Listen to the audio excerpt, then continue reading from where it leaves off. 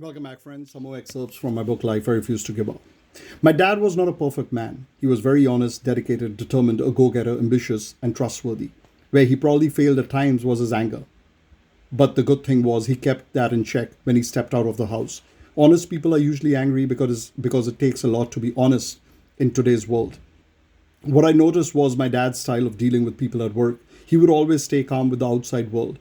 The world doesn't give you another chance. Therefore, whatever the situation may be, it's always healthy to stay calm and stay positive. We all have and will keep facing tough times throughout this journey of life. We all go through unending tough times, either financially, physically, or mentally. I use the word unending because while in crisis, it could seem very long and we see no solutions at all. Conditions will change sporadically, but we need to stay calm since the situations are beyond our control and reach.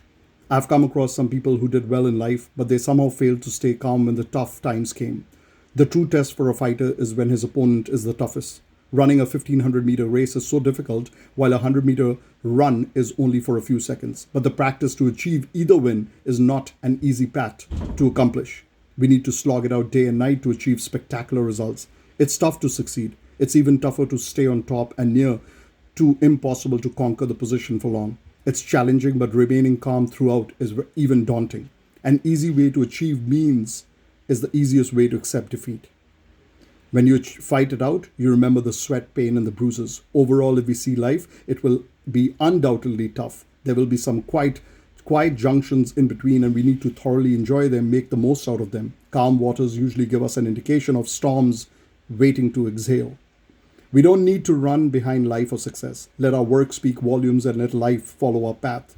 We need to not go to a yoga class to learn meditation. We need to learn the mysteries of life and condition our calmness. I know it's easier said than done, but who said was going to be a bed of roses? The moving oceans create a lot of noise while the quiet ones focus on their job.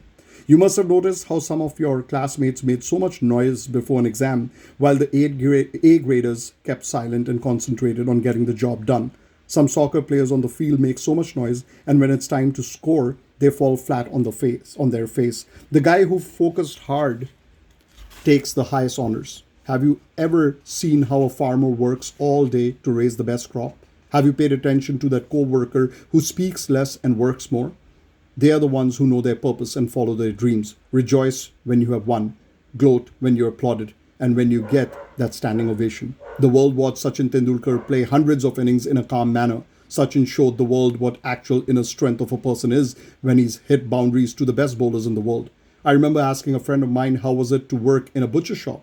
He was a student back then, but worked for 4 years in a meat shop. His goal was much bigger than his present job. He hated what he did, but he never admitted it. He went to the university to accomplish his dream and finally did so. Today, he works for one of the best IT companies in North America. He must have had the worst days, but realized that the end result is much more important. Ladies and gentlemen, life, I refuse to give up.